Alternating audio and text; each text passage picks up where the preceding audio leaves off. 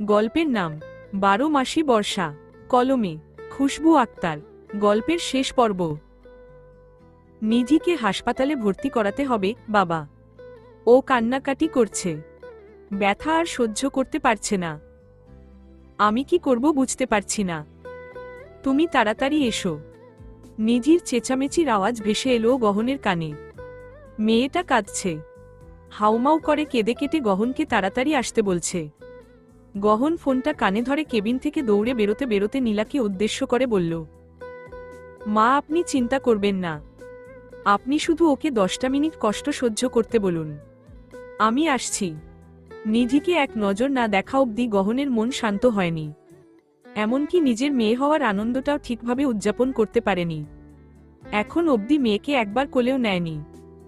কেননা doctor nurse যতই বলুক নিধি ঠিক আছে, তবে গহন যতক্ষণ পর্যন্ত না নিজের চোখে একবার দেখছে ততক্ষণে শান্তি পাচ্ছে না।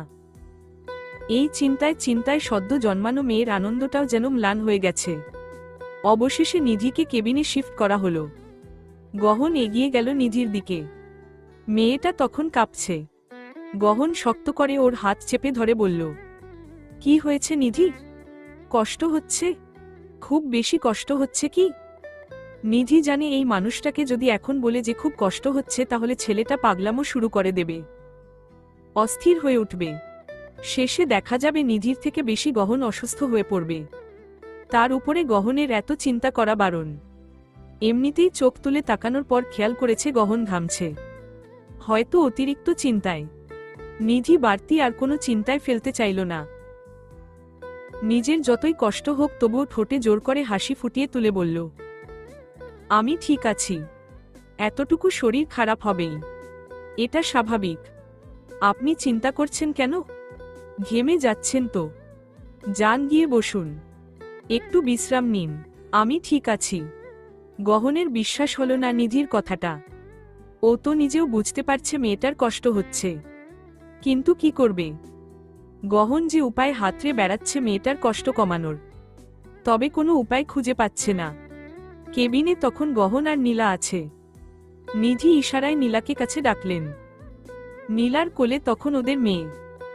নীলা এগিয়ে আসতেই নিধি ধীর গলায় ওনাকে বললেন, মা ওনাকে এক গ্লাস পানি দাও তো। আর দেখো আসার সময় আমি যে ব্যাগ এনেছি তাতে ওনার ওষুধ আছে, ওনাকে জিজ্ঞেস করলে বলে দেবে এখন কোনো ওষুধ খেতে হবে। গহন খানিকটা বিরক্ত হয়ে বলল, এত কথা বলতে হবে না তোমায়, চুপ থাকো। একদিন ওষুধ না খেলে কিছুই হবে না আমার, অনেক কিছুই হবে। আপনি ওষুধ খেয়ে নিন, নয়তো কিন্তু আমি আপনার চিন্তায় আরও অসুস্থ হয়ে যাব। নিরুপায় গহন নিধিকে আর চিন্তায় ফেলতে চাইল না। তাড়াহুড়ো করে ওষুধ খেয়ে এসে আবার নিধির পাশে বসল। নিধি ততক্ষণে চোখ দুটো বন্ধ করেছে। পুরো শরীর ব্যথায় টনটন করছে। শরীরের নিম্নভাগে কোনো বল শক্তি নেই। হাতে ক্যানোলা করা, সেই হাতটাও ঠিকভাবে নাড়াতে পারছে না। শরীরটাই নাড়ানোর শক্তি নেই। গহন আলতো করে নিধির মাথায় হাত বুলিয়ে দিল। নিধি খানিকটা সময় নিয়ে চোখ মেলে তাকালো গহনের দিকে। জিজ্ঞেস করল গহনকে, আমাদের মেয়ে কেমন হয়েছে গহন? দেখেছেন ওকে? আপনি কোলে নিয়েছিলেন, কার মতন হয়েছে দেখতে? গহনের এতক্ষণে মনে পড়ল নিজের মেয়েকে ভালোমতো দেখেনি, এখনো কোলেও নেওয়া হয়নি। নার্স যখন এসে বাচ্চাকে দিয়ে যায় তখন গহন সেখানে ছিল না, রিসিপশনে ছিল। নীলা আগে কোলে নিয়েছিলেন। গহন এসে যখন দেখল সেই দৃশ্য, শুধু এক নজর মেয়েকে দেখে ওর গালে একটা চুমু খেয়েছিল, তবে কোলে নেওয়া হয়নি। তখন নিধির চিন্তায় ভীষণ ব্যস্ত। নীলা এগিয়ে এসে নিধিকে বললেন, তোর চিন্তা করতে করতেই তো জামাই অসুস্থ হয়ে গিয়েছে, মেয়েটাকে একবারও কোলে নিতে পারেনি এখনো। নিধি অভিমানী গলায় বলল, আমার মেয়ের প্রতি এত অবহেলা কেন আপনার? এতক্ষণ হলো আমার মেয়েটা পৃথিবীতে এসেছে অথচ এখনো তার বাবার কোলের উষ্ণতাই পেল না, একটু বাবার আদর ভালোবাসা পেল না। এটা কিন্তু ঠিক হলো না। গহনের চোখে মুখে তীব্র অপরাধবোধ ফুটে বলল, ঠিকই বলেছে নিধি। স্ত্রীর চিন্তায় চিন্তায় গহন বোধহয় মেয়ের সাথে একটু অন্যায় করে ফেলল। নীলার দিকে হাত বাড়িয়ে মেয়েকে ওর কোলে দেওয়ার জন্য ইশারা করল। গহন তোয়ালেতে মোড়ানো ছোট্ট তুলতুলে শরীরটা কোলে তুলে নিল। নিজের অজান্তেই দুগাল বেয়ে জল গড়িয়ে পড়ল। এতক্ষণে গহন মেয়ে হওয়ার আনন্দ উপভোগ করতে পারছে। বাচ্চাটাকে কোলে নিয়ে যখন ওর নিষ্পাপ মুখশ্রীর দিকে তাকালো তখন বুঝতে পারল এতক্ষণ নিজের মেয়ের দিকে মনোযোগ না দিয়ে ঠিক কতটা অন্যায় করেছে। এই কোমল পুতুলটাকে এতক্ষণে গহন একটা বার কোলে নিল না। এত বড় অন্যায় করে ফেলল। আর অন্যায় করা যাবে না এই পুতুলটার সাথে। বরং এতটা সময় ধরে যতটুকু অন্যায় করেছিল তাকে আদর ভালোবাসা দিয়ে সেই সমস্ত অন্যায়ের ছাপ মুছে ফেলবে গহন। আলতো করে শিশুটির কোমল গালে চুমু খেয়ে বলল, আমার আম্মা এসেছে আমার ঘরে নিধি। কি ভীষণ তুলতুলে গাল ওর, কি নরম শরীর, কি স্নিগ্ধ চাহনি আমার আম্মার। আমার মা যেন সারাজীবন এমন কোমলই থাকে। নম্রতা রাখলাম আমার মেয়ের নাম, আমার নম্র মা, আমার সোনা মা। নিধি খেয়াল করল মুহূর্তের মাঝে ওর সমস্ত কষ্ট যন্ত্রণা যেন কমে গেল। এতক্ষণ কি অসহ্য যন্ত্রণাটাই না হচ্ছিল শরীরে। তবে এই যে গহনের ঠোঁটে তৃপ্তির হাসি, গহনের দুচোখ দিয়ে গড়িয়ে পড়া আনন্দ অশ্রু, এই সমস্ত কিছু নিধির সব কষ্ট দূর করে দিল। নিধি তো এতটুকুই চেয়েছিল গহনের মুখে একটু হাসি ফোটাতে। মানুষটার একটা মেয়ের বড্ড শখ। তার যে মা নেই, নিজের মেয়ের মাঝে যে সে তার মাকে খুঁজে পেতে চায়। নিধিও তাই খুব করে চাইছিল যেন ওর কোল আলো করে একটা মেয়ে আসে, গহন যেন একটা মা পায়। নিধির সেই ইচ্ছে পূরণ করেছেন আল্লাহ। গহনকে খুশি করার ইচ্ছে নিধির পূরণ করেছেন আল্লাহ। নিধি মনে মনে আবারও হাজার কোটি শুকরিয়া জানালো সেই সৃষ্টিকর্তার দরবারে, যিনি নিধির সংসারটা খুশিতে ভরে তুলেছেন। হাসপাতালে 1 সপ্তাহ থাকার পর নিধি আর নিজের বাচ্চাকে বাড়ি নিয়ে এলো গহন। আজ ওদের সঙ্গে বাড়িতে যারাও এসেছে। নীলা তো ছিলেনই। সালমা বেগম এখনো একবারের জন্য নাতনিকে দেখতে আসেননি। তার নিজের মনটা ছটফট করছিল নাতনিকে একবার দেখার জন্য। তবে কি ভেবে যেন তিনি দেখতে আসেননি। হয়তো গহনের বলা সেদিনের কথাগুলোর জন্য। বারবার মনে হচ্ছিল যদি উনি নাতনিকে দেখতে যান গহন চিন্তায় পড়ে যাবে। গহনের মনে হতেই পারে যে উনি হয়তো গহনের মেয়েকে দেখে অভিশাপ দেবেন, বদদোয়া দেবেন, মন থেকে আদর করবেন না। আর তাছাড়া গহন তো একবারও কল করে ওনাকে নিজের মেয়ে হওয়ার সংবাদটা দেয়নি। একবারও বলেনি যে, মা তোমার নাতনিকে এসে দেখে যাও, কি মিষ্টি হয়েছে জানো মা, একদম আমার মতন। তুমি একবার আসবে না ওকে দেখতে? ওকে কোলে তুলে নেবে না? একটু আদর করবে না মা? তবে তেমন কিছুই হয়নি। সেজন্যই তো সালমা বেগমের আর নিজ থেকে দেখতে যাওয়া হয়নি। সিনথিয়া নাকি একটু পর যাবে। গহনের মেয়ের জন্য তিনি কিছু জামা কাপড় কিনেছেন। ভাবলেন সেগুলো সিনথিয়ার হাতে পাঠাবেন। নতুন জামা কাপড়গুলো তিনি একটা শপিং ব্যাগের ভেতরে তুললেন। তবে শুধু জামা কাপড়গুলো দিতে তার কেমন যেন লাগলো। মনে হলো উনি তো এই উপহারটা ওনার নাতনিকে দিচ্ছেন। শুধু কি এই জামা কাপড়গুলো দিল চলে? অন্য কিছু তো দেওয়া লাগতো। কি দেবেন সেসব ভাবতে ভাবতেই সালমা বেগমের চোখ গেল ওনার গলার সোনার চেইনের দিকে। ওনার নিজের যা গয়নাগাটি ছিল তা সব মেয়ে আর ছেলের বউকে দিয়ে দিয়েছেন। ওনার কাছে আর অল্প কিছুই রয়ে গেছে। তার মাঝে নিজের নাতনিকে দেওয়ার মতন এই সোনার চেইনটাই ওনার ঠিক মনে হলো। কোনো কিছু ভাবনা চিন্তা না করে তিনি গলার চেইনটা খুলে ফেললেন। উনি জানেন না এই পুরনো চেইনটা গহন নিজের মেয়ের গলায় পরাবে কিনা, নিধিও পরাতে দেবে কিনা জানেন না। তবে তাও তিনি একটা ছোট্ট বাক্সে করে সোনার চেইনটা তুলে দিলেন। সিনথিয়া এলো ওর হাতে ব্যাগটা তুলে দিয়ে বললেন, শোন, গিয়ে বলবি এগুলো তুই কিনেছিস। আমার নাম বলবি না। যদি নিধি জানতে পারে আমি কিনে দিয়েছি তাহলে ওর বাচ্চাকে নাও পরাতে পারে। সালমা বেগমের কথাটা শুনে সিনথিয়া বিরক্তিতে নাক মুখ কুঁচকে বলল, সব সময় ভাবিকে ভুল বুঝো না তো মা।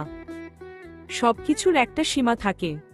তোমায় দেখে তো মনে হয় তুমি ভালো হওয়ার চেষ্টা করছো, তবুও ভাবির প্রতি হিংসা কমে না তোমার। সালমা বেগম গম্ভীর গলায় বললেন, আমি ওকে দেখে হিংসে করি না। হিংসে করার মতন কিছুই নেই ওর কাছে।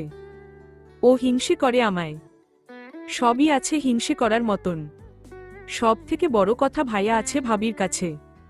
একটা সুখের সংসার আছে, সম্মান আছে, ভালোবাসা আছে, যেগুলোর একটাও তোমার কাছে নেই।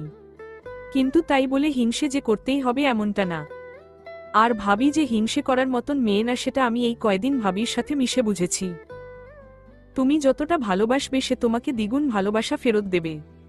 তুমি তাকে ঘৃণা করেছ, তাই বিনিময়ে দ্বিগুণ ঘৃণা ফেরত পেয়েছ। এত কিছুর পরেও নিজেকে বদলাতে পারলে না তুমি। হয়েছে হয়েছে, এত জ্ঞান দিতে হবে না আমায়। দুদিন হলো পরের মেয়ের সাথে মিশে নিজের মা খারাপ হয়ে গেল। যাই হোক, তুই কি রাতে ফিরবি? না, ইচ্ছে নেই। ঠিক আছে, রাতটুকু থেকে সকালে ফিরিস। তোর খালার বাড়ি যাব। আমি তো একা যেতে পারবো না। খালার বাড়ি যেতে হবে কেন আবার? একটা দীর্ঘশ্বাস ছাড়লেন সালমান বেগম। হতাশ গলায় বললেন, সাবিতের ব্যবহার আর সহ্য হচ্ছে না। হাতে টাকা পয়সা না পেয়ে পাগলের মতন করছে। চাকরি খুঁজতে বলল, খোঁজে না। যেদিন থেকে শুনেছে গহন বাড়িটা আমার নামে করে দিয়েছে, এই বাড়ির উপরে নজর পড়েছে। দিন রাত অশান্তি করছে বাড়িটা যেন ওর নামে করে দেই। কিন্তু আমি তো জানি একবার বাড়িটা ওর নামে করে দিল দুদিনের মাঝে বিক্রি করে দেবে। মাথার উপর যদি ছাদটাও না থাকে তাহলে কি হয়?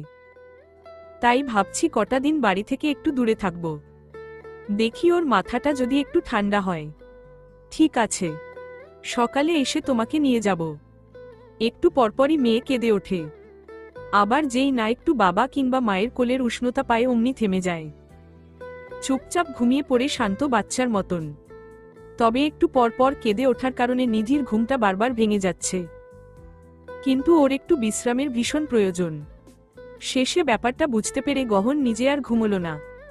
মেয়ে একটু নড়াচড়া করলেই সঙ্গে সঙ্গে ওকে কোলে নিয়ে হাঁটাহাঁটি শুরু করে। তবুও নিধির ঘুম না ভাঙুক। ঘড়ির কাঁটায় সময় তখন রাত 1:30। হেলান দিয়ে থাকতে থাকতে গহনের চোখটা একটু লেগে গিয়েছিল। হঠাৎ করে নম্রতার নড়াচড়ায় সজাগ হয়ে উঠল। তাড়াহুড়ো করে মেয়েটাকে কোলে নিল। তবে মেয়েটা এবারে শব্দ করে কেঁদে উঠল। গহন কোলে নিয়ে ঘরের মাঝে হাঁটাহাঁটি করল। বিভিন্নভাবে মেয়েকে থামানোর চেষ্টা করল। আদর করল, চুমু খেল। কিন্তু মেয়ের কান্না আর থামে না। সেই কান্নার আওয়াজে নিধির ঘুমটাও ভেঙে গেল। গহনের সেটা মোটেও পছন্দ হলো না। নিজের ওপরে নিজের রাগ হলো। এত চেষ্টা করছি যেন তোমার ঘুম না ভাঙে, তাও ভেঙে গেল। বিশ্বাস করো, অনেক চেষ্টা করেছি ওকে থামানোর, থামছেই না। আচ্ছা, এক কাজ করি, তুমি ঘুমোও, আমি পাশের ঘরে যাচ্ছি ওকে নিয়ে। এই লোকটার এমন পাগলামিতে নিধি হাসবে না কাঁদবে ঠিক বুঝে উঠতে পারে না। ছোট বাচ্চা বলে সবসময় কি আর কোনো কারণ ছাড়া কাঁদে নাকি? ক্ষুধা লাগলেও তো কাঁদে মাঝে মাঝে। নিধি খুব কষ্টে দুচোখ মেলে গহনের দিকে তাকিয়ে বলল, আরে পাগল, ওর ক্ষুধা লেগেছে সেজন্য কাঁদছে। আমাকে ডাকবেন তো? গহন অবুঝের মতন বলল, ক্ষুধা লেগেছে বলে কাঁদছে?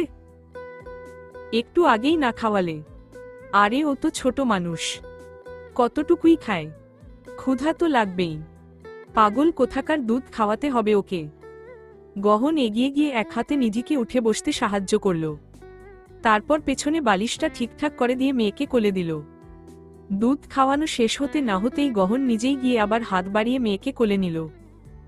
সেই সাথে নিধিকে কড়া গলায় আদেশ করল, তুমি ঘুমো, আমি জেগে আছি। কথাটা বলে মেয়েকে নিয়ে আবার ঘরের মাঝে হাঁটাহাঁটি শুরু করল।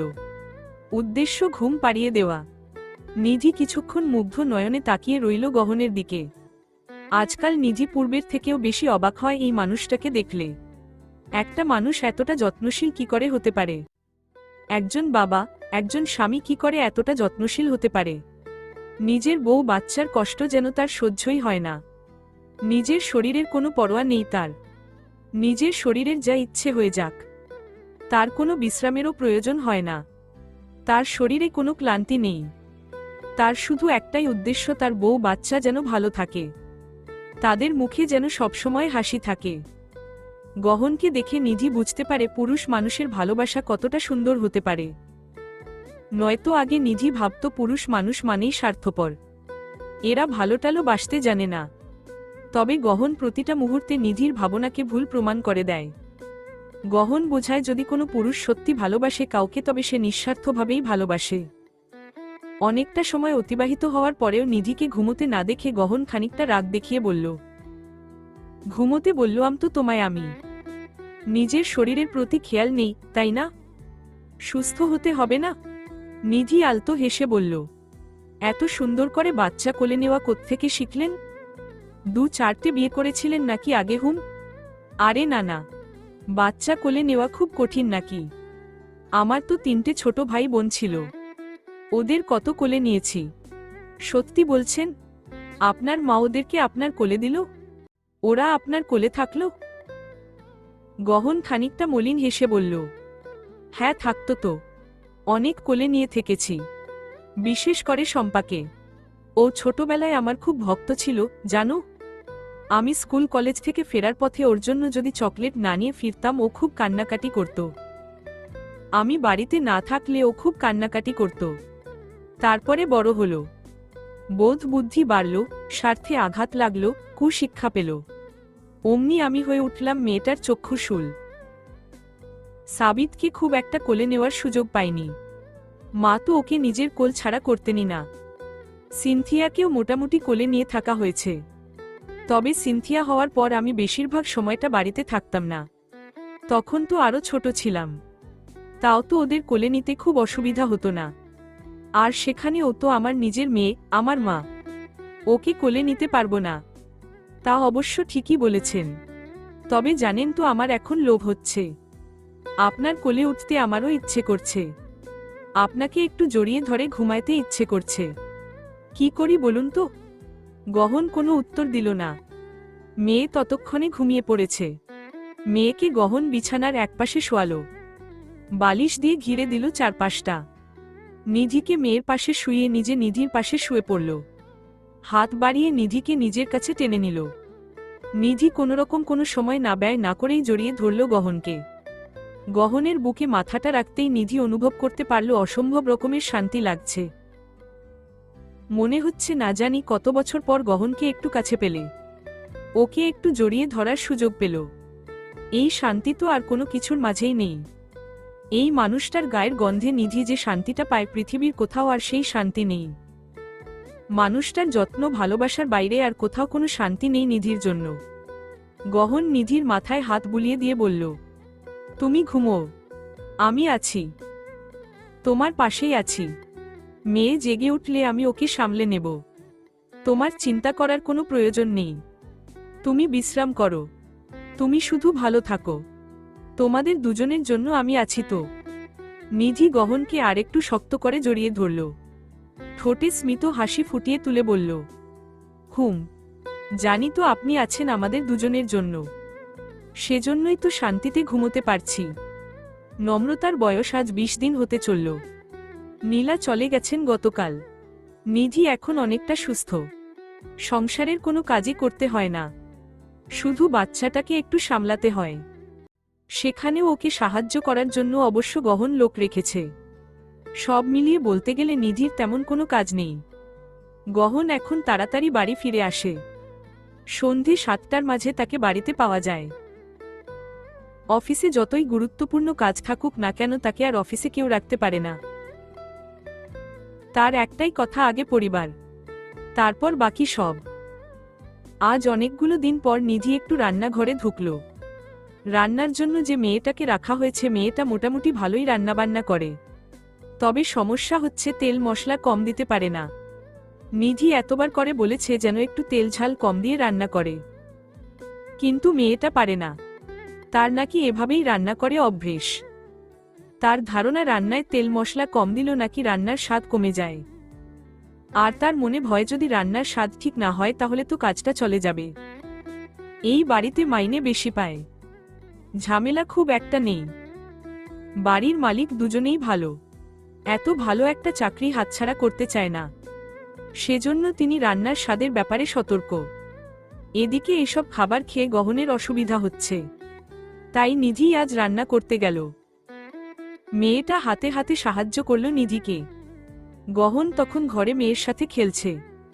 মেয়ে তার কোনো কথা বুঝতে পারে না, সে নিজেই একা একা বকবক করে যায়। কখনো কোলে তুলে আদর করছে, কখনো এটা ওটা খেলনা এনে মেয়েকে দিচ্ছে। তবে মেয়ে খেলনাগুলো ধরতেও পারে না ঠিকঠাক করে। রান্নাবান্না শেষে নিধি ঘরে আসতে আসতে 9টা বাজল। মেয়ে তখন ঘুমিয়ে পড়েছে। অথচ গহন চুপচাপ পাশে বসে আছে। আরে ও তো ঘুমোচ্ছে, এখনো ওর পাশে এভাবে বসে থাকার কি আছে? গহন নিধির দিকে তাকিয়ে বলল, যদি কোনো অসুবিধা হয়, ধরো হঠাৎ করে যদি ঘুম ভেঙে আশেপাশে আমাকে কিংবা তোমাকে না দেখে ভয় পায়, কান্নাকাটি করে। নিধি কপাল চাপড়ে বলল, আরে পাগল, ওর কি এখনো এত বুদ্ধি হয়েছে নাকি? যান, আপনি ফ্রেশ হয়ে আসুন, আপনার মেয়ের পাশে আমি আছি। পাগল কোথাকার। নিধি এসে যখন নম্রতার পাশে বসল তখন গহন উঠল, হাত মুখ ধুয়ে এসে তোয়ালেটা বারান্দার গ্রিলের সাথে মেলে দিয়ে ঘরে আসতেই ফোন বেজে উঠল। ফোনটা হাতে নিয়ে দেখল স্ক্রিনে একটা অপরিচিত নাম্বার ভেসে উঠেছে। ভাবনা চিন্তা না করে গহন ফোনটা রিসিভ করল। অপর পাশ থেকে জানতে চাওয়া হলো গহন কিফায়াত কিনা। গহন নিজের পরিচয় জানাতেই বলল থানা থেকে কল করেছে। ধীরে ধীরে গহনের মুখটা গম্ভীর হয়ে উঠতে থাকল। কে কল করেছে, কি বলছে, কোনো কিছুই নিধি শুনতে পেল না। শুধু খেয়াল করল ধীরে ধীরে গহনের অভিব্যক্তির বদল। সেই সাথে ওর চিন্তা বাড়তে লাগল। সবশেষে গহন আসছি বলে কল কেটে দিল। গহন কলটা কেটে দিতেই নিধি উদ্বিগ্ন গলায় বলল, কি হয়েছে আপনার? মুখটা এমন দেখাচ্ছে কেন? কোথায় যাবেন আবার এই রাতে? থানা থেকে কল করেছিল, থানায় যেতে হবে। নিধি চমকে উঠে বলল, কেন? কোনো ঝামেলা হয়েছে নাকি? ঋতু নাকি থানায়? ওই নাকি আমার নাম্বারটা দিয়েছে অফিসারকে, আমাদের যেতে বলছে। কথাগুলো নিধির মাথার উপর দিয়ে গেল। প্রশ্নাত্মক গলায় জিজ্ঞেস করল, ভাবি থানায় কেন? আর আমাদের যেতে বলছে কেন? কি হয়েছে? জানি না, সেসব ব্যাপারে কিছু বলেনি অফিসার, শুধু তাড়াতাড়ি যেতে বলল আমায়। ঋতু নাকি তোমায় সঙ্গে করে নিয়ে যেতে বলেছে। দুজনের কেউই বুঝতে পারল না আসলে ব্যাপারটা কি। কি হলো হঠাৎ করে? ঋতু থানাতেই বা গেল কেন? আবার ওদেরকে ডাকছেই বা কেন? কি হলো কে জানে। খুন কেন করতে গেলে? ডিভোর্স দিতে পারতে, তোমার ছেলেকে নিয়ে আলাদা কোথাও থাকতে পারতে। নিধির কথাগুলো শুনে ঋতুর মাঝে কোনো উদ্বেগ দেখা গেল না। কোলে থাকা ওর ছেলে ক্ষুধায় কাঁদছে, ছেলেটাকে থামানোর চেষ্টা করছে ঋতু। এখানে খাবারের ব্যবস্থাও করা সম্ভব না। তবে অবুঝ ছেলেটা সেসব বুঝছে না, সেজন্য কেঁদেই যাচ্ছে। ঋতুর থেকে কোনো উত্তর না পেয়ে নিধি এবারে ওর কাঁধ ঝাঁকিয়ে বলল, কিছু জিজ্ঞেস করলাম তো আমি, তোমার ছেলের কি হবে এখন সেটা ভেবেছ? ঋতু এবারে তাকালো নিধির দিকে। অভিব্যক্তি তার বেশ স্বাভাবিক, তবে কণ্ঠ একটু গম্ভীর শোনালো। আমার ছেলের ভবিষ্যতের কথা ভেবেই ওকে খুন করেছি। এখন ও ছোট, দুদিন পর যখন বড় হবে ধীরে ধীরে ওর বাপের ছোঁয়া লাগত। ও তো দেখত নিজের চোখে ওর বাপ কি করে বেড়াচ্ছে। দুদিন পরে ও সেই একই পথে হাঁটত। সেজন্য ওর বাপকেই মেরে দিয়েছি। এটা কোনো সমাধান হলো? তুমি দূরে চলে যেতে পারতে। পারতাম না, বাপের বাড়িতে তুলতো না। মা বাবা আগেই হুমকি দিয়ে রেখেছিল যে সংসার ছেড়ে বেরোলো ওরা কখনো আমায় নিজেদের ঘরে তুলবে না। ছেলেকে নিয়ে কোথায় যেতাম? আমার ঘরে এক সাবিত, আর এই সমাজে আরো হাজারটা সাবিত রয়েছে। বাঁচতে দিত আমায়? নিধি অসহায় দৃষ্টিতে তাকিয়ে রইল এবার। গহন তো সেই যে আসার পর চুপচাপ বসেছে, না বসেছে একটা শব্দ বেরোয়নি ওর মুখ দিয়ে। কি করবে কিছুই বুঝতে পারছে না। সালমা বেগম গেছেন ওনার বোনের বাড়ি, দুই মেয়ে ওনার সঙ্গে গেছে। এখনো উনি এই খবরটা জানেনই না। সাবিত ওনার ভীষণ আদরের। এই খবরটা উনি জানলে যে কেমন আচরণ করবে, ওনাকে যে কি করে সামলাবে সে ব্যাপারে গহনের কিচ্ছু জানা নেই। এদিকে ঋতুকেও গালাগালি করতে পারছে না, সে স্বভাবই নেই গহনের। এতগুলো বছর যাবৎ কোনো পরিস্থিতির মাঝে ঋতু সংসার করেছে সেসব তো জানে, কিন্তু তাই বলে খুন করাটা সমাধান না। কিন্তু ঋতুর যা মানসিক অবস্থা বর্তমানে তাতে ওকে এসব বোঝানো মুশকিল। নিধি আর কথা বলার সুযোগ পেল না ঋতুর সাথে। একজন লেডি কনস্টেবল এলো ঋতুকে নিয়ে যাওয়ার জন্য। নিধি জানে না কেন ওর ভীষণ কান্না পাচ্ছে। অবশ্যই সাবিত মরার শোকে না। কষ্ট লাগছে ঋতু আর ওর বাচ্চাটাকে দেখে। ঋতু ভীষণই নরম স্বভাবের, সহজ সরল বলা যায়, একটু বোকাও। ভীষণ ধৈর্য ছিল সাবিত আর সংসারের ব্যাপারে। নিধি শুধু এটা ভেবেই অবাক হচ্ছে যে এই কয়দিনে সাবিত না জানি আরো কত অন্যায় করেছে, যার জন্য ঋতুর মতন মেয়ের ধৈর্যের বাঁধ ভেঙে গেছে। কনস্টেবল এর সাথে যাওয়ার আগে ঋতু নিজের ছেলেকে একবার প্রাণ ভরে দেখে নিল। ছেলেটা এখনো কাঁদছে। ছেলের ক্রন্দনরত গালে মুখে অজস্র চুমু খেল। চুমু খেতে খেতে নিজেও এক পর্যায়ে কেঁদে ফেলল। ঋতুর হাত দুটোয় এখনো রক্তের ছিটে ফোঁটা দেখা যাচ্ছে। সেই হাত দিয়েই নিধির হাতটা খামচে ধরে বলল, তোমাদের জীবনে আমার ছেলেটাকে একটা বোঝা হিসেবে দিয়ে গেলাম। তোমাদের দায়িত্ব একটু বেড়ে গেল নিধি। তোমার মেয়েটার সাথে আমার ছেলেটাকে একটু বড় করো। ওকে কখনো নিজের বাবা মার পরিচয় জানতে দেবে না। বলবে তুমি আর ভাইয়া ওর মা বাবা। একদম ভাইয়ার মতন করে ওকে মানুষ করবে। ওর শরীরে যতই ওই জানোয়ারের রক্ত থাকুক না কেন, তবুও ওর শিক্ষায় যেন শুধুমাত্র ভাইয়ার বৈশিষ্ট্য থাকে। যদি কখনো এক মুহূর্তের জন্য বুঝতে পেরেছ ওর শরীরে থাকা নোংরা রক্তের বৈশিষ্ট্য ওর মাঝে দেখা যাচ্ছে, কোনো কিছু না ভেবে সেই মুহূর্তে ওকে গলা টিপে মেরে ফেলবে। আমি ওর মা হয়ে তোমাকে এই অধিকার দিয়ে গেলাম। তবুও যেন ও কোনো মেয়ের জীবন নষ্টের কারণ না হতে পারে। অনিচ্ছা সত্ত্বেও নিধি এবারে কেঁদে ফেলল। ডুকরে কেঁদে উঠে বলল, কেন করতে গেলে এমনটা? আমাদের কাছে চলে এলোও তো পারতে। গহন কি ফিরিয়ে দিত তোমাদের? আমি কি রাখতাম না? কোনো না কোনো একটা ব্যবস্থা নিশ্চয়ই হয়ে যেত। ঋতু আলতো হেসে বলল, কষ্ট পাচ্ছ কেন? পৃথিবী থেকে একটা আবর্জনা দূর করেছি আমি। না জানি কত মেয়ের জীবন নষ্ট করত। ওর থাকার থেকে না থাকাই ভালো। বাড়িতে ওর মা ছিল না, নয়তো ওনার সাথেও একই কাজটা করার ইচ্ছে ছিল আমার। এই একটা আফসোসই থেকে গেল আমার। যদি ওনাকেও একটা ভয়ানক মৃত্যু উপহার দিতে পারতাম আমি শান্তি পেতাম। সাবিত তো আর নিজে নিজে এমন তৈরি হয়নি, ওকে তৈরি করা হয়েছে। সাবিতকে যেভাবে ছুরি দিয়ে কোপাতে কোপাতে মেরেছি, ওনাকেও সেভাবে মারলে আমি শান্তি পেতাম। নিধি ভয় পেয়ে খানিকটা দূরে সরে দাঁড়িয়ে বলল, এভাবে কথা বলছো কেন? তুমি তো এমন ছিলে না। আবার মারলে তো মারলে, পালাতে পারলে না? থানায় কেন এলো? এখন তো তোমার শাস্তি হবে। আমি চাই আমার শাস্তি হোক। আমি নিজেও প্রশ্রয় দিয়েছি ওকে। সবকিছু জেনে তারপরও জোর করে বিয়ে করেছি। এত বছর সবকিছু জানা সত্ত্বেও সংসার করেছি ওর সাথে। তাই শাস্তি আমারও প্রাপ্য। আমারও অনেক দোষ আছে। আমার যদি এখন ফাঁসিও হয়ে যায় তবুও আমার আফসোস থাকবে না। মনে হবে একটা জানোয়ারকে পৃথিবী থেকে বিদায় করতে পেরেছি। এই পৃথিবীর মেয়েগুলো অন্তত একটা সাবিতের হাত থেকে রক্ষা পেয়েছে। 8 বছর পর। ঘড়িতে সকাল 6টার অ্যালার্ম দেওয়া। ঘড়িটা রাখা গহনের পাশে। অ্যালার্মের শব্দ হওয়ার সঙ্গে সঙ্গে গহনের ঘুমটা ভেঙে গেল। তাড়াহুড়ো করে অ্যালার্মটা আগে বন্ধ করল।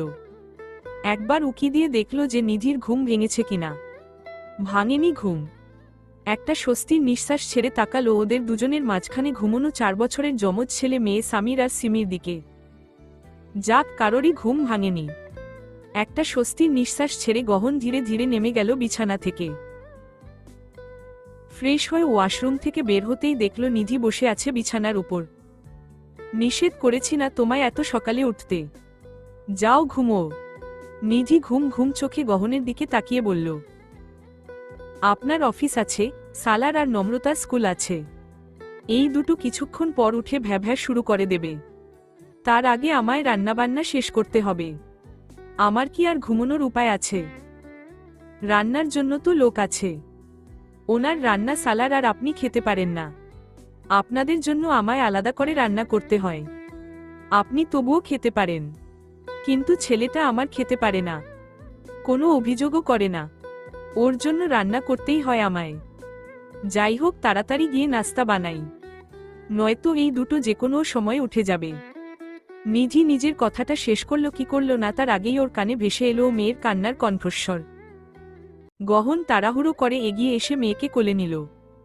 চেষ্টা একটাই, যেন মেয়ের কান্নার শব্দে ছেলে না জেগে যায়। তবে শেষ রক্ষা হলো না। দুজনেই উঠে গেল এবং ঘুম ভাঙার সাথে সাথে শুরু হয়ে গেল দুজনের আড়াআড়ি। কে আগে আব্বুর কোলে উঠবে সেই নিয়ে যুদ্ধ। গহন শেষে বাধ্য হয়ে দুই ছেলে মেয়েকে একসঙ্গে কোলে নিল। নিধি এসবের মাঝে নেই। গহনের দায়িত্বে ছেলে মেয়েকে রেখে ও ঘর থেকে বেরিয়ে গেল। নাস্তা বানানো শেষে নিধি গেল নম্রতার ঘরে। নম্রতাকে ঘুম থেকে তুলে এবারে এলো সালারের ঘরে। নিধির সালারকে ঘুম থেকে টেনে তোলার সুযোগ হয় না। ছেলেটা প্রতিদিন আগে আগেই ঘুম থেকে উঠে যায়। নিধি যখন ওর ঘরে আসে তখন দেখে ছেলেটা স্কুল ব্যাগ গোছাচ্ছে। আজও ঠিক তাই হলো। নিধিকে দেখে ছেলেটা একগাল হাসল। নিধিও পাল্টা হেসে ভিতরে এলো। তুমি প্রতিদিন ঠিক সময় কি করে ঘুম থেকে জেগে যাও বলো তো বাবা? আম্মুকে একদিনও ডেকে তোলার সুযোগই দাও না। আমি তো অ্যালার্ম দিয়ে ঘুমোই আম্মু। নম্রতাও তো অ্যালার্ম দিয়েই ঘুমোয়, কিন্তু তাও দেখো ওকে ডেকে তুলতে আমার কত কষ্ট করতে হয়। কিন্তু আমার বাবাটা আমাকে দিয়ে একটুও কষ্ট করাই না। কথাটা বলে সালারের কপালে একটা চুমু খেয়ে ওকে নাস্তার জন্য আসতে বলে নিধি ঘর থেকে বেরিয়ে যেতে ধরলে সালার ওর হাত টেনে ধরল। নিধি থামতেই সালার ইশারায় ওকে একটু নিচু হতে বলল। নিধি নিচু হতেই সালার ওর কপালে হাত রাখল।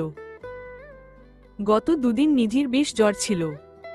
গতকাল রাত থেকে একটু কমেছে, এখন আর একদমই নেই। আম্মু, জ্বর তো আর নেই, তুমি সুস্থ হয়ে গেছ।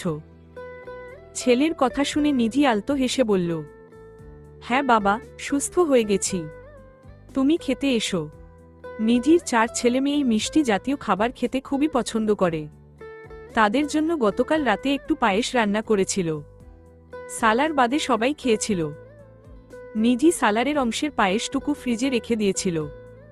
সকালে নাস্তার সময় সালারকে সেটা দিল। সালারের পাশের চেয়ারে বসা নম্রতা সেই পায়েসটা দেখে আবদার করল, আম্মু, আমাকে দাও না। শুধু ভাইয়াকে দিল যে? তোমারটা তো তুমি রাতে খেয়ে নিয়েছিলে মা। অল্প করে রান্না করেছিলাম, আবার অন্য কোনোদিন রান্না করে দেব। ভাইয়া খাক। নম্রতা কিছু বলল না, শুধু মুখটা গোমরা করে বসে রইল। তা দেখে সালার পায়েসের বাটিটা নম্রতার দিকে বাড়িয়ে দিয়ে বলল, তুমি খাও নম্রতা, আমি খাবো না। নম্রতা সঙ্গে সঙ্গে একগাল হাসল। একবারের জন্যও আপত্তি জানালো না। তবে ব্যাপারটা নিধির মোটেই পছন্দ হলো না। সে পায়েসের বাটিটা নিয়ে আবারও সালারের সামনে রেখে বলল, সালার, এটা তুমি খাও। নম্রতা দেখো, ভাইয়া তো ঝাল তরকারিগুলো খেতে পারবে না, তাই ভাইয়া পায়েসটা খাক, তুমি অন্য কিছু খাও। নিধি বলল ঠিকই, তবে সালার রাজি হলো না একা একা খেতে। যেহেতু বোন বলেছে, তখন কি করে আর একা একা খায়। শেষে অর্ধেক অর্ধেক করে খেল দুজনে। নিধি চুপচাপ সেখানে চিন্তিত মুখ ভঙ্গিতে দাঁড়িয়ে রইল। ওরা নিজেরা যদি ভাগ করে খেতে চায়, তুমি কেন এত চিন্তা করছো নিধি? হঠাৎ করে গহনের কণ্ঠটা পেতে খানিকটা চমকে উঠল নিধি। মুহূর্তের মাঝে আবার নিজেকে স্বাভাবিক করে নিয়ে খুব গভীর কোনো ভাবনায় নিমগ্ন হয়ে বলল, আমার খুব ভয় করে গহন। অন্যের ছেলের দায়িত্ব নেওয়া খুব কঠিন। ভয় করে আমি না ওর সাথে কোনো অন্যায় করে বসি। ওর ভাগের প্রত্যেকটা জিনিস আমি ওকে গুছিয়ে দিতে চাই সব সময়। আমি চাই না আমার ছেলে মেয়ে ওর থেকে কোনো কিছু কেড়ে নিক। কেউ কিছু কেড়ে নেয় না। তোমার এত ভয় পাওয়ারও প্রয়োজন নেই।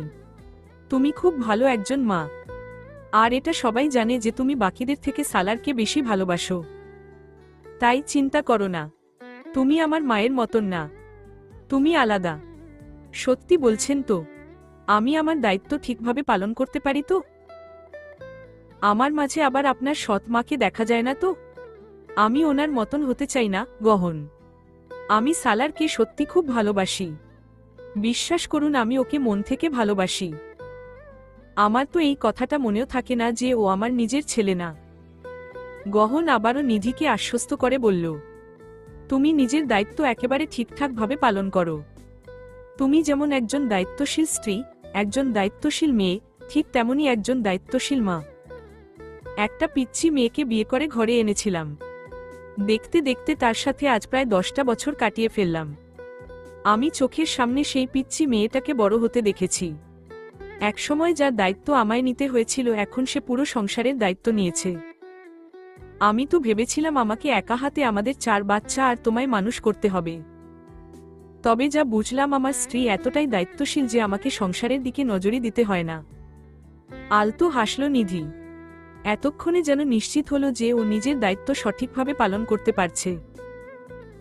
মনে যত দ্বিধাদ্বন্দ্বই সৃষ্টি হোক না কেন, একবার যদি গহন একটুও বোঝায় তবে সবটা বুঝে যায়। কেন যেন এই মানুষটাকে ছাড়া নিধির সবকিছুই জটিল লাগে।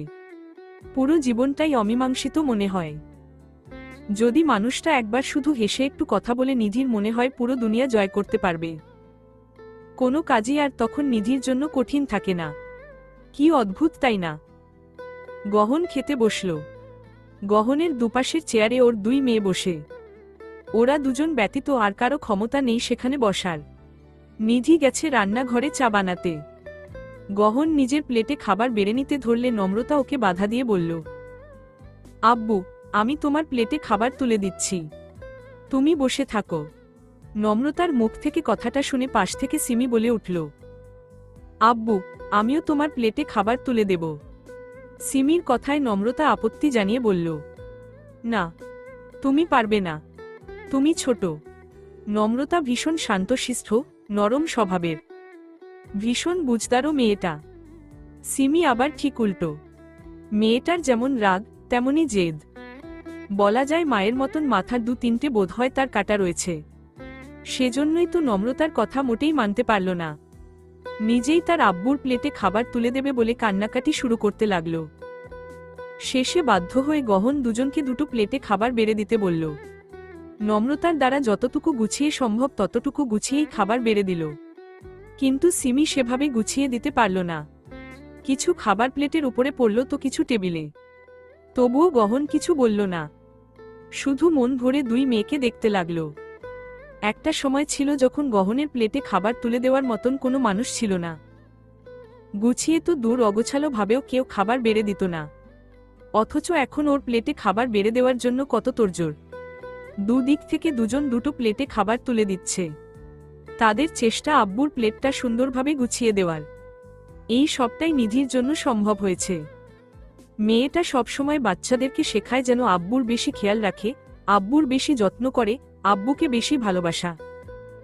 ছেলেমেয়েরাও তাই শিখেছে। এরই মাঝে নিধি এলো সেখানে চা নিয়ে। একবার দেখে নিল আর চোখে দুই মেয়েকে। এই অল্প সময়ের মাঝে খাবার দাবার ফেলে টেবিলের অবস্থা একেবারে খারাপ করে ফেলেছে। বিশেষ করে সিমি। অন্যান্য সময় হলে নিধি এই আকামের জন্য বেশ গালি দিত মেয়েদের, ভালো মতো বকাবকি করত। তবে যখনই ওদের দুষ্টুমিগুলো গহনকে শান্তি দেয় তখনই নিধি আর কিছু বলে না। এই তো এখনো নিধি গহনের চোখ দুটো দেখেই বুঝতে পারছে মেয়েদের দুষ্টুমি, পাগলামি দেখে গহন ঠিক কতটা শান্তি পাচ্ছে। সেজন্যই তো কিছুই বলল না।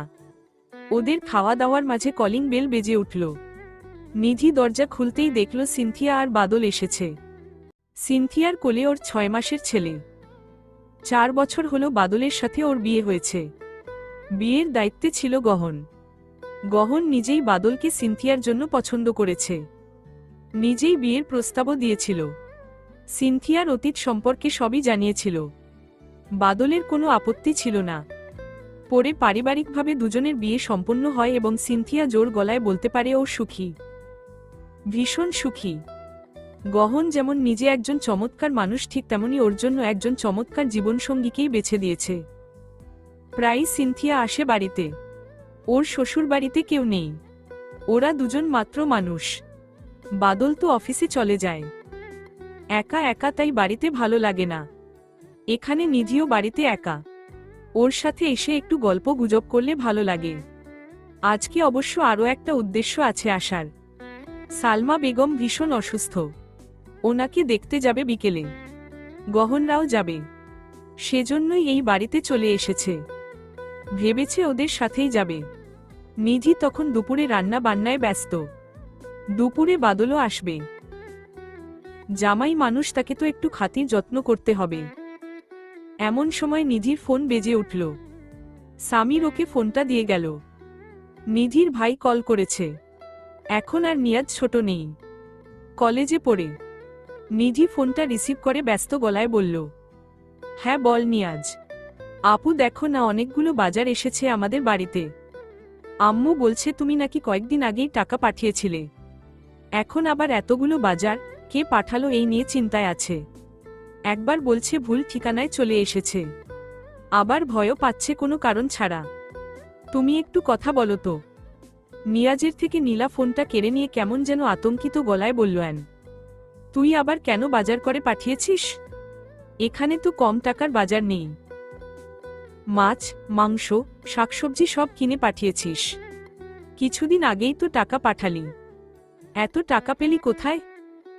চাকরিও তো করিস না। ইস, জামাইকে আর কত জ্বালাবি। নিধি তৎক্ষণাৎ কোনো উত্তর দিল না। সত্যি বলতে নিধি কোনো বাজার করে পাঠায়নি।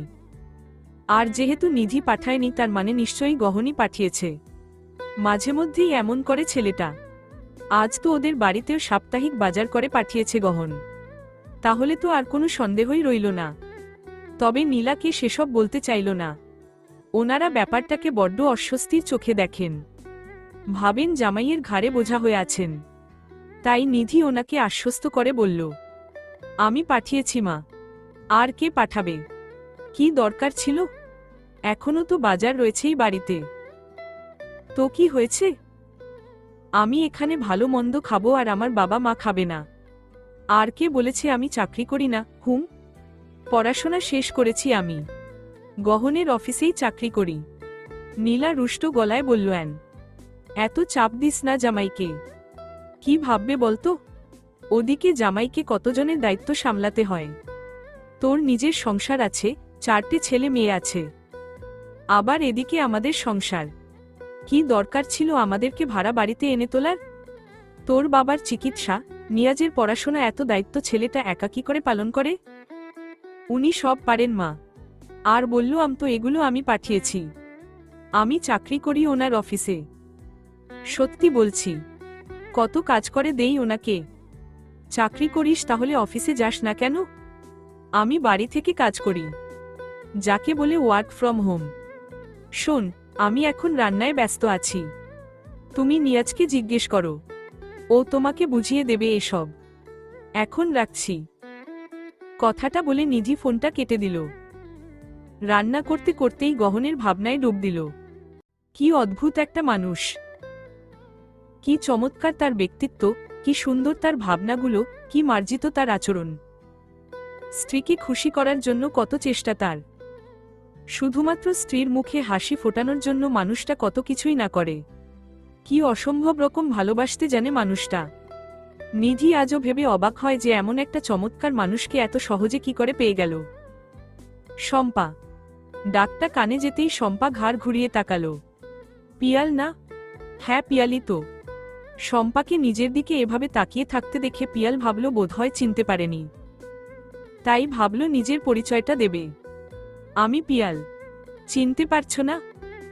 শম্পা গম্ভীর গলায় উত্তরে বলল, না চিনতে পারার কি আছে। যাই হোক, ডাকলে কেন? অনেকদিন পর দেখলাম, তাই ভাবলাম কথা বলি। শম্পা ব্যঙ্গাত্মক গলায় বলল, এত বছর পর কথা বলার ইচ্ছে হলো। কিন্তু কেন ইচ্ছে হলো? আমার সঙ্গে যেন কথা বলতে না হয়, যেন আমার মুখও দেখতে না হয়, সে ব্যবস্থা তো নিজেই করেছিলে। পিয়ালের কেন যেন আজ কোনো ধরনের কোনো বাকবিতণ্ডায় জোড়ানোর ইচ্ছে হচ্ছে না। সত্যি অনেক বছর পরে পিয়াল আবার শম্পাকে দেখল। ছেলে মেয়ে প্রায়ই ওর কাছে আসে। বলা যায় মাসের অর্ধেক দিন পিয়ালের কাছে থাকে তো অর্ধেক দিন থাকে শম্পার কাছে। পিয়াল যখন ওদেরকে আনতে যায় তখন ঘরের ভেতরে ঢোকে না। শম্পাও বাইরে বেরোয় না, তাই দেখাও হয় না। আবার পিয়াল যখন রাখতে আসে তখনও দেখা হয় না। এই করে করে আজ অনেকগুলো বছর কেটে গেছে, কেউ কারো মুখ দেখেনি।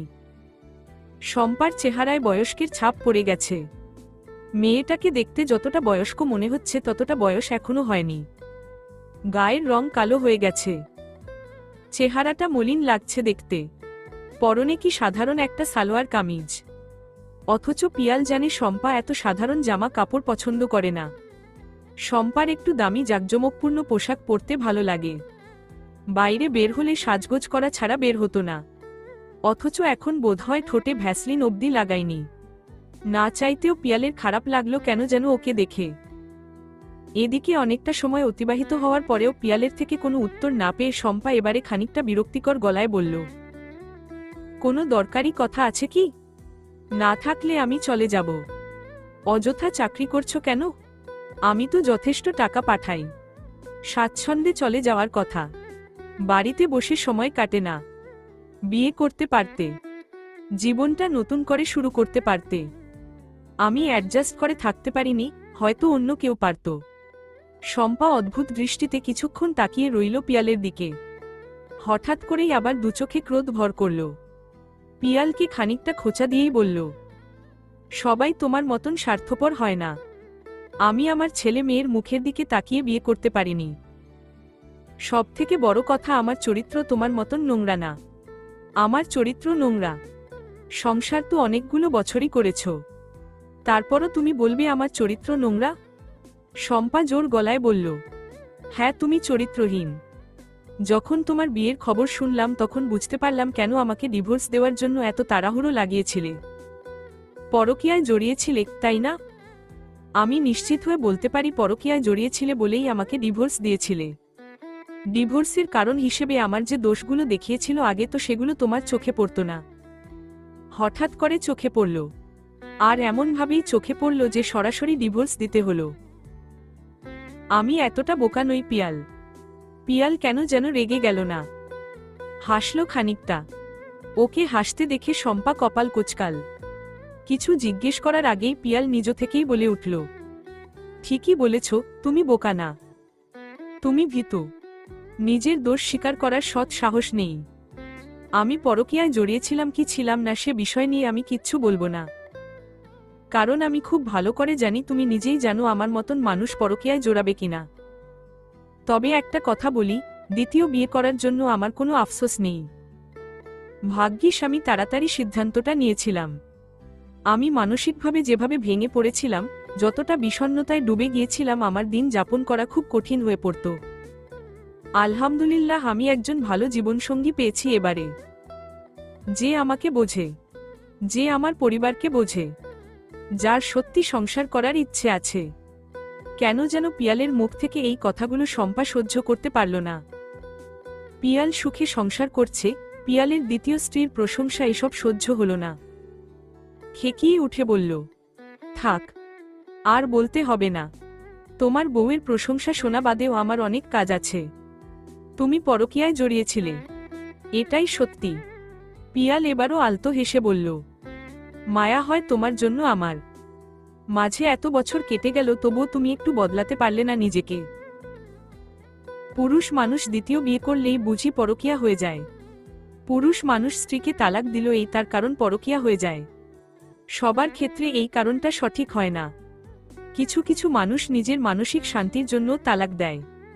ভালো থেকো, আসছি। কথাটা বলে পিয়াল চলে গেল সেখান থেকে। শম্পা কিছুক্ষণ তাকিয়ে রইল পিয়ালের যাওয়ার পথে। একটু পরে যখন ওর সামনে দিয়ে পিয়াল নিজের গাড়িটা নিয়ে চলে গেলে তখন ধ্যান ভাঙল। শম্পা নিজেও খুব ভালো করেই জানে এই কথাটা, যে ওদের ডিভোর্সের কারণটা পিয়ালের পরকীয়া ছিল না। শম্পা বুঝতে পারে ওর আচরণগুলো পিয়ালের সহ্যের সীমার বাইরে চলে গেছিল। তবে নিজের ভুলগুলো স্বীকার করার সৎ সাহস শম্পার না কখনো ছিল, না আজ আছে, না কখনো হবে। সেজন্যই নিজের মনকে সান্ত্বনা দিয়ে বারবার নিজেকে বোঝায় যে পিয়াল পরকীয়ায় জড়িয়েছিল বলে ওকে তালাক দিয়েছে। শম্পার কোনো দোষ ছিল না সংসার ভাঙ্গার পেছনে। নম্রতা আর সালার দুজনেই সালমা বেগমের ভীষণ প্রিয়। এরও কারণ আছে। এই দুজনের মাঝে তিনি গহনের ছাপ দেখতে পান। দুজনেই ওনাকে ভীষণ ভালোবাসে, সম্মান করে। তবে সামির আর সিমিকে তিনি খুব একটা পছন্দ করেন না, কারণ ওদের মাঝে তিনি নিধির বৈশিষ্ট্য বেশি দেখতে পান। যেমন চঞ্চল তেমনি দুষ্টু। সালমা বেগমের সাথে সম্পর্কও খুব একটা ভালো না। দুই নাতি নাতনিকে দেখে উনি ব্যস্ত হয়ে পড়লেন। অসুস্থ শরীরটা ওনার চাঙ্গা হয়ে উঠল যেন। নাতি নাতনির জন্য অনেক কিছু রান্না করে রেখেছিলেন, সেগুলো ওদের সামনে রেখে আবার রান্নাঘরে গেলেন কি যেন আনতে। নম্রতা নারিকেলের নাড়ু ভীষণ পছন্দ করে, সেই কথা খেয়াল রেখে সালমা বেগম নাড়ু বানিয়েছেন। নম্রতা নাড়ু তুলে মুখে দিতে ধরলে গহন ওর হাত ধরে আটকাল। নম্রতা ফ্যালফ্যাল করে তাকিয়ে রইল ওর আব্বুর মুখের দিকে জানার জন্য যে কেন ওকে আটকাল। গহন আবদারের কণ্ঠে মেয়েকে বলল, মা, আব্বুকে আগে খাইয়ে দেবে না? আব্বুরও তো ভীষণ পছন্দ নাড়ু, আগে আব্বুকে একটু খাইয়ে দাও। গহনের করা আবদারে নম্রতা ভীষণ খুশি হল, গহনকে খাইয়ে দিল। বেশ খানিকটা সময় পর গহন যখন বুঝল ওর কোনো সমস্যা হচ্ছে না, অর্থাৎ খাবার ঠিক আছে, তখন নম্রতাকে খেতে বলল। একটা স্বস্তির নিঃশ্বাস ফেলে আবার নিজের জায়গায় বসল গহন। পাশ থেকে নিধি ধীর গলায় বলে উঠল, এমন কেউ করে? মা যদি দেখতেন কষ্ট পেতেন তো। সময় যেমন পাল্টায় ঠিক তেমনি মানুষও পাল্টায়, গহন। কিন্তু যে অবিশ্বাস একবার তৈরি হয় তা সারা জীবন থেকে যায়। আর মানুষ কি সত্যি বদলায়? অনেকেই বদলায়। আপনি দেখেন না মা নম্রতাকে কতটা ভালোবাসে। আর তাছাড়া সালারও তো খাচ্ছে। ওর জন্য তো মা আলাদা করে বানিয়েছে ওর পছন্দের খাবার। ও সাবিতের রক্ত। কিন্তু বাকি তিনজন যে আমার রক্ত, নিধি আর ভয় যে আমার এখানেই। আড়াল থেকে পুরো বিষয়টা দেখলেন সালমা বেগম। তিনি আন্দাজ করতে পারলেন গহন কেন আটকেছিল নম্রতাকে। তবে তিনি কষ্ট পেলেন না। আজকাল এসব সয় গেছে।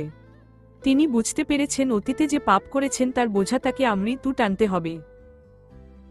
একটা চেয়ার টেনে সেখানে বসে সালারকে নিজের কাছে টেনে নিলেন। সালার দেখতে একদম সাবিতের মতন হয়েছে। ওর মুখের দিকে তাকালে তিনি যেন সাবিতকে দেখতে পান, খুঁজে পান তার মৃত ছেলেকে। মুহূর্তের মাঝে সালমা বেগমের চোখ দুটো ছলছল করে উঠল। আদর করলেন সালারের মাথায় হাত বুলিয়ে দিয়ে। অফিসের একটা দরকারি কল আসায় গহন সেখান থেকে উঠে গেছে। সিনথিয়া পাশের ঘরে গেছে ছেলেকে ঘুম পাড়িয়ে দেওয়ার জন্য। সেখানে তখন কেবল বাচ্চারা আর নিধি রয়েছে। সালারকে আদর করা শেষে সালমা বেগম খানিকটা গম্ভীর গলায় নিধিকে উদ্দেশ্য করে বললেন, আমার নাতির খেয়াল রাখো তো, নাকি শুধু নিজের ছেলে মেয়েদের পেছনে ব্যস্ত হয়ে পড়ে থাকো? নিধি রাগ করল না, অবাকও হল না। কেননা ওনার সাথে দেখা হলেই নিধিকে এগুলো জিজ্ঞেস করেন। ইশারায় সালারকে দেখিয়ে বলল, আপনার নাতিকেই জিজ্ঞেস করুন না যে ওর আম্মু ওর সাথে কেমন ব্যবহার করে। সে তো গহনকেও কেউ জিজ্ঞেস করলে বলতো আমি ওকে ভালোবাসি, ওর সাথে ভালো ব্যবহার করি। কিন্তু সত্যিটা তো আলাদা ছিল। আমি তো সালমা নই, তাই না মা? অবশ্য আমি আপনার কাছে আপনার নিজের থেকেও বেশি নিকৃষ্ট। একটা জিনিস কি ভেবে দেখেছেন? কি? নিধি হালকা হেসে বলল, আমি আর আপনি একই জায়গায় দাঁড়িয়ে থেকেও আলাদা। আপনাকে মানুষ করতে হয়েছে সতীনের ছেলেকে, যার ভালো থাকার ওপর আপনার সংসার টেকা নির্ভর করেছে, যার যত্ন নেওয়ার জন্যই আপনাকে আনা হয়েছিল। বলতে পারেন সেই ছেলের ভালো থাকা না থাকার সাথে আপনার সবকিছু জড়িয়েছিল। তবুও আপনি তার যত্ন করেননি। অথচ আপনার নাতির দায়িত্ব নেওয়া বা না নেওয়ার সাথে আমার ভালো থাকা খারাপ থাকার কোনো সম্পর্ক নেই। কিন্তু তবুও ও আমার প্রাণ। ও যখন আমায় আম্মু বলে ডাকে আমার প্রাণটা জুড়িয়ে যায়। আমার নম্রতার আগে ওর মুখে আমি আম্মু ডাক শুনেছি। হয়তো সেজন্য ওকে একটু বেশি ভালোবাসি। আপনি আপনার বাকি 3 ছেলে মেয়েকে প্রাণ ভরে ভালোবাসা দিলেও ও গহনকে কিচ্ছু দেননি। অথচ আমি আমার 3 ছেলে মেয়ের থেকে কোনো অজানা কারণে সালারকে বেশি ভালোবাসি। পরিস্থিতি একই, কিন্তু আমরা দুটো মানুষ ভিন্ন। ঘুরে ফিরে আজও আবার আমাকে নিকৃষ্টি প্রমাণ করতে চাইছো, তাই তো? নিধি দুদিকে মাথা নাড়িয়ে বলল, না মা, আপনার সাথে সমস্ত রাগ ক্ষোভের লেনাদেনা অনেক বছর আগেই শেষ করে ফেলেছি আমি আমার দিক থেকে। আপনাকে নিকৃষ্ট প্রমাণ করার ইচ্ছে কখনোই আমার ছিল না। আমি শুধু আপনাকে এতটুকু বোঝাতে চাইলাম আপনি একসময় গহনকে যতটা কঠিন পরিস্থিতির মাঝে রেখেছিলেন। আজ আপনার জীবন, আপনার ছেলে মেয়েদের জীবন, তাদেরও ছেলে মেয়েদের জীবন তার থেকে অনেক বেশি কঠিন হয়ে উঠেছে। এই সবটাই বোধহয় আপনারই কর্মফল। এই সবটাই বোধহয় আপনার শিক্ষার ফল। কিন্তু তবুও আপনি এখনো নিজের অপরাধ স্বীকার করতে চান না। আমাদের সামনে না হলেও একান্তে নিজের কাছে নিজে স্বীকার করুন। দেখবেন শান্তি পাবেন, বোঝাটা হালকা হবে। সালমা বেগমের ভেতরটা কেমন যেন নড়েচড়ে উঠল। আর কিছু বলতেও পারলেন না নিধিকে। তার আগেই সেখানে গহন এসে তাড়া দিল। যেতে হবে ওদের এখন। আজকাল আর গহন খুব একটা বেশি কথা বলে না সালমা বেগমের সাথে। আগের মতন সম্পর্কও নেই ওদের। তবে সম্মান যে করে না এমনটা না। ছেলে হিসেবে সালমা বেগমকে মা বলে ডাকার জন্য যতটা দায়িত্ব রয়েছে সব পালন করে। মাসে মাসে ঠিক সময় মতো ওনার খরচ পাঠিয়ে দেয়। শম্পাকেও বলেছিল যে যদি চাকরি করার হয় তাহলে গহনের অফিসেই চাকরি করুক। তবে শম্পা তাতে নারাজ। গহনের অনুগ্রহ গ্রহণ করতে সে রাজি নয়। যাওয়ার আগে গহন সালমা বেগমের দিকে এগিয়ে গেল। আসার পরে জিজ্ঞেস করা হয়নি ওনাকে কেমন আছেন। এখন জিজ্ঞেস করল গহন, শরীর ভালো আছে মা? সময়টা যদি কয়েক বছর আগে হতো তবে সালমা বেগম হয়তো অভিমান করে উল্টো পাল্টা কথা বলতেন। তবে আজ খুশি হলেন। দেরিতে হলেও জিজ্ঞেস তো করেছে। ভালো আছি বাবা। সারাদিন একা বাড়িতে কি করো? কতবার করে বলি আমার সাথে চলো। একবারে না থাকলে ঘুরে তো আসতে পারো। চলো আজ। ওখানে থাকলে ভালো লাগবে। একা একা থেকেই এত অসুস্থ হয়ে পড়ছো তুমি। সালমা বেগম আজও রাজি হলেন না। মলিন হেসে বলল, আমার থেকে মুক্তি পাওয়ার জন্য শান্তির খোঁজে তোমরা যেখানে গিয়ে উঠেছিলে সেখানে যদি গিয়ে আবার আমি ঘর বাঁধি তাহলে তো তোমাদের শান্তি রইল না। ওই বাড়িতে আমার কোনো জায়গা নেই। ওই বাড়িতে আমার কোনো ছোঁয়া নেই, কোনো কর্তৃত্ব নেই, আমার কোনো মূল্য নেই। ওই সংসারটাও আমার না। আর যার সংসার তার সংসারে গিয়ে আমার থাকার কোনো ইচ্ছে নেই। নিধি আর গহন দুজনেই একযোগে দীর্ঘশ্বাস ফেলল। একদিনই সালমা বেগম গিয়েছিল ওদের বাড়িতে। তাও একরাশ কষ্ট নিয়ে ফিরে আসতে হয়েছিল গহনের অবিশ্বাসের জন্য। তারপর থেকে আর কখনো ওই বাড়িতে পা রাখেননি। কেউ আর জোর করল না ওনাকে। বিদায় নিয়ে চলে গেল। সালমা বেগম তাকিয়ে রইলেন ওদের যাওয়ার পথে। বুকের ভেতরটা কেমন যেন খা খা করে উঠল। একবার ভাবলেন তিনি গহনদের সাথে যাবেন, কিন্তু পরক্ষণেই যখন মনে পড়ল ওই সংসারটা নিধির, ওই বাড়িটা নিধির, ওই বাড়ির সবকিছু নিধির গোছানো, ঠিক তখনই ওনার যাওয়ার ইচ্ছেটাও মরে গেল। কেননা এত বছরেও তিনি নিধিকে কিঞ্চিত পরিমাণ ভালোবাসতে পারেননি। বরং তিনি আজও নিজের দুর্ভাগ্যের জন্য, তার শূন্য বাড়ির জন্য, গহনের তার প্রতি তৈরি হওয়া বিতৃষ্ণার জন্য নিধিকেই দায়ী করেন। আর আমৃত্যু তাই করে যাবেন। এত দেরি হলো কেন? আর ফোন বন্ধ থাকে কেন আপনার? জানেন না আমি চিন্তা করি? বাইরে হঠাৎ করেই তুমুল বৃষ্টি শুরু হয়েছে। এর মাঝে গহন হালকা ভিজেই এসেছে। কিভাবে ভিজল তা এখনো বলেনি। নিধি তখন ওকে চেয়ারে বসিয়ে শাড়ির আঁচল দিয়ে গহনের মাথা মুছে দিচ্ছে আর বকছে। গহন দুহাতে নিধির কোমর জড়িয়ে ধরে নিজের মাথা নিধির গায়ের সাথে এলুয়ে দিয়ে বলল, ফোনে চার্জ শেষ হয়ে গিয়েছিল, খেয়ালই করা হয়নি। তা কেন খেয়াল করবেন? সারাদিন তো শুধু কাজ আর কাজ। ল্যাপটপের ভেতর থেকে আপনাকে বিয়ের 10 বছরেও টেনে বের করতে পারলাম না আমি। তাড়াতাড়ি জামা কাপড় বদলান, জ্বর এসে যাবে না হলে। কোনো আপত্তি জানালো না গহন। ঘরে এসে দেখল 4 ছেলে মেয়ে ওদের বিছানাতেই ঘুমিয়েছে। বজ্রপাত হচ্ছিল বলে ভয় পাচ্ছিল, সেজন্য এখানে ঘুমিয়েছে। গহন তোয়ালেটা হাতে তুলে নিয়ে বলল, সালার তো ভয় পায় না। হ্যাঁ, ও ভয় পায় না, কিন্তু 3 জনকে এখানে ঘুমোতে দিলাম, ওকে আবার একা ওর ঘরে রাখতে মন সায় দিল না। সেজন্য ওকেও আজ এখানেই ঘুমোতে বলেছি। ওকে একা রাখতে ভালো লাগে না আমার। গহন আর কিছু বলল না। আলতো হেসে ওয়াশরুমে গেল। ওয়াশরুম থেকে বেরিয়ে ঘরে নিধিকে পেল না।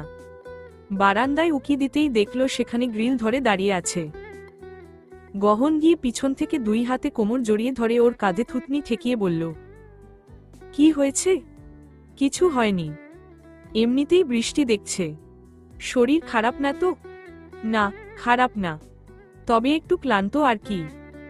গহনকে হঠাৎ করে উদ্বিগ্ন হতে দেখা গেল। সোজা হয়ে দাঁড়িয়ে নিধিকে নিজের দিকে ঘুরিয়ে বলল, ক্লান্ত তো আর এমনি এমনি লাগবে না। শরীর খারাপ, তাই না? তুমি অসুস্থ অথচ আমাকে জানাওনি কেন? আর আমিও বুঝলাম না। আমি কি তোমাকে আর গুরুত্ব দিচ্ছি না আগের মতন? আমি কি কাজ, বাচ্চাদের উপর নজর দিতে গিয়ে তোমার দিকে খেয়াল রাখছি না, নিধি?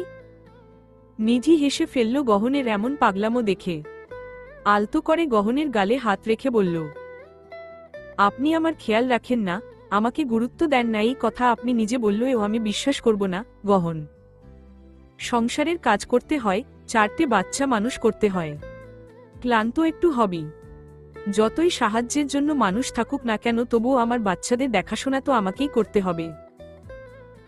সংসার সামলাতে গিয়ে বোধহয় তোমার স্বপ্ন পূরণ হলো না, তাই না? তোমার তো চাকরি করার ইচ্ছে ছিল, পড়াশোনা সেজন্যই শেষ করলে। তোমার বাইরে থেকে পড়ার ইচ্ছে ছিল, চেয়েছিলাম তোমাকে পড়াবো, কিন্তু বাচ্চাদের জন্য সেটাও আর হলো না। তোমাকে আমি নিজের একটা আলাদা পরিচয় বানাতে দিলাম না, তাই না? আমি তোমাকে সংসারের জালে বেঁধে ফেললাম। আমিও বাকিদের মতনই স্ত্রীকে বোধহয় স্বাধীনতা দিতে পারলাম না। গহন প্রায় এই কথাগুলো বলে, আর সে সময় তার চোখে মুখে কি তীব্র অপরাধবোধ ফুটে ওঠে সেটা বলে বোঝানোর মতন না। তবে নিধির কাছে একটা কথাও সত্যি বলে মনে হয় না। তবে গহনকে সেভাবে কখনো বোঝানো হয়নি। ভাবল আজ একটু ভালোমতো বোঝাবে। গহনকে জড়িয়ে ধরে ওর বুকে নিজের মাথা রেখে বলল, আপনি আমাকে যা দিয়েছেন তা কোনো স্বামীই হয়তো তার স্ত্রীকে দিতে পারেনি কখনো। জানেন, একটা মেয়ের পক্ষে সংসার সামলে, বাচ্চা কাচ্চা সামলে আবার চাকরি করা কতটা কষ্টের। জানেন, অধিকাংশ মেয়ে এত কষ্টের পরেও চাকরি করতে চায় কারণ তার স্বামী নামক মানুষটার থেকে হাত পেতে টাকা চাইতে আত্মসম্মানে লাগে। এক টাকা চাইলেও তার জন্য তাকে জবাবদিহি করতে হয়। মেয়েরা এত কষ্টের পরেও চাকরি করে নিজের বাবা মার স্বপ্ন পূরণ করার জন্য, নিজের ইচ্ছেগুলো পূরণ করার জন্য। কিন্তু আমার তো এসব কোনো কিছুর জন্যই চাকরি করার প্রয়োজন হয়নি। আমি না চাইতেন আপনি আমার সব ইচ্ছে পূরণ করে দিয়েছেন।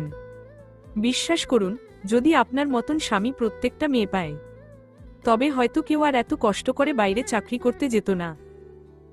অধিকাংশ মেয়ে মন দিয়ে তাদের প্রিয় সংসার করত। প্রত্যেকটা মেয়ের দায়িত্ব যদি তাদের স্বামীরা ঠিকভাবে পালন করত তবে অনেক মেয়েই বাইরে এই নোংরা সমাজের মাঝে নিজেকে বের করতে চাইত না। গহন সন্দেহী গলায় বলল, সত্যি সত্যি আমি তোমাকে বাধা দিইনি তো? নিধি জোর গলায় বলল, কখনোই না। আমার জন্য আপনি হলেন একটা খোলা আকাশ, যেখানে আমি ডানা মেলে নিজের খেয়াল খুশি মতো উড়তে পেরেছি।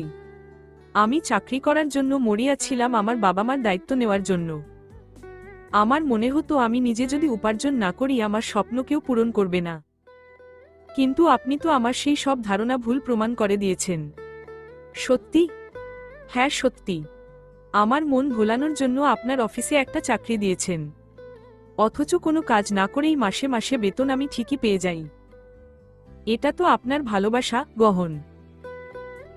যেই সম্মান রক্ষার জন্য আমি নিজের পায়ে দাঁড়াতে চাইতাম তার থেকেও অনেক বেশি সম্মান আপনি আমায় এমনিতেই দিয়েছেন।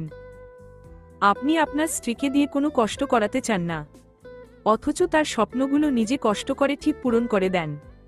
থামল নিধি। একটু বিরতি নিয়ে গহনকে আরো খানিকটা শক্ত করে জড়িয়ে ধরে বলল, আপনি কতটা ভালো মানুষ সেটা হয়তো আপনি বুঝতে পারেন না, আমিও হয়তো আপনাকে বোঝাতে পারবো না। আপনি হলেন স্বপ্নের মতন। সেই স্বপ্নে কোনো বাধা থাকে না, কোনো দুঃখ কষ্ট থাকে না। আপনি হলেন ম্যাজিশিয়ান, যে তার জাদুতে আমার পুরো জীবনটাই বদলে দিয়েছে। শেষের দিকে নিধির গলাটা ধরে এলো। গহন সেটা বুঝতে পারল। মেয়েটাকে নিজের থেকে ছাড়াতেই দেখল চোখ দুটো জলে টইটুম্বুর হয়ে উঠেছে। এবারে গহন হাসল মেয়েটার পাগলামি দেখে। মেয়েটা শুধু গহনকে বলে ম্যাজিশিয়ান, অথচ সে নিজে কত বড় ম্যাজিশিয়ান সেটা কি জানে? গহন নিধির জীবন কতটা বদলে দিতে পেরেছে সেটা জানে না। তবে নিধি গহনের গোটা জীবনটাই বদলে দিয়েছে। তবে আপাতত আর এই সমীকরণে গেল না গহন। বাইরের ঝুম বৃষ্টি হচ্ছে। এই বৃষ্টির মাঝে একটু ভিজলে হয়তো মনটা শান্ত হবে। চলো না নিধি, বৃষ্টিতে একটু ভিজি। অনেকদিন হলো ভেজা হয় না। নিধি ভাবুক ভঙ্গিতে বলল, যাব, কিন্তু বাচ্চারা যে নিচে একা, যদি উঠে আবার কান্নাকাটি করে। খুব বেশিক্ষণ লাগবে না, 5 মিনিট ভিজেই চলে আসব। কাঁদবে না ওরা? আর কিছু ভাবার প্রয়োজন মনে করল না নিধি। রাজি হয়ে গেল। গহন ওকে আগে আগে যেতে বলে বলল যে ও 1 মিনিটে আসছে। কেন বলল নিধি জানে না। চলে গেল ছাদে। ছাদে গিয়ে খোলা আকাশের নিচে দাঁড়াতেই মুহূর্তের মাঝে পুরো শরীর ভিজে গেল নিধির। কিছুক্ষণের মধ্যে সেখানে গহন এলো। বৃষ্টির তেজ এতটাই বেশি যে আস্তে ধীরে কথা বলল হয়তো শুনতেই পাবে না গহন। সেজন্য নিধি একটু জোরেই বলল, কি করছিলেন নিচে? গহনের দুহাত তখন পিছনে। নিধির মনে হলো কিছু লুকোনোর চেষ্টা করছে ওর থেকে। কৌতূহলী গলায় জিজ্ঞেস করল, কি লুকোচ্ছেন? দেখান দেখান। আসলে গহন লুকোনোর চেষ্টা করছে না, হঠাৎ করে দেখিয়ে চমকে দেওয়ার ইচ্ছে ছিল। নিধি অধীর আগ্রহে অপেক্ষা করছে দেখার জন্য যে গহন কি এনেছে।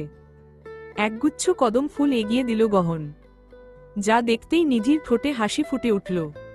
কদম ফুল কোথা থেকে পেলেন? আসার সময় রাস্তায় দেখলাম কয়েকজন ছেলে পেলের হাতে, ওদের থেকে নিয়েছি। আর এই ফুল নিতে গিয়েই আপনি ভিজে গেছিলেন, তাই না? গহন এক হাতে মাথা চুলকে উপর নিচ শুধু মাথা নাড়াল। এই কথাটা ভয় আগে বলতে পারেনি।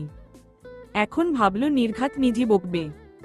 তবে নিধি বকল না, বরং ফিক করে হেসে ফেলে বলল, 4 বাচ্চার বাবা হয়েও এখনো প্রেম প্রেম ভাবটা আপনায় যায়নি। তা হঠাৎ এই ফুল দেওয়ার কারণ? ফুল দেওয়ার জন্য কোনো কারণ লাগে নাকি, তাও আবার নিজের প্রিয় মানুষকে? যে আমার জীবনটা ফুলের মতন সুন্দর করে তুলেছে তাকে ফুল দেওয়ার জন্য কোনো কারণের প্রয়োজন হয় না।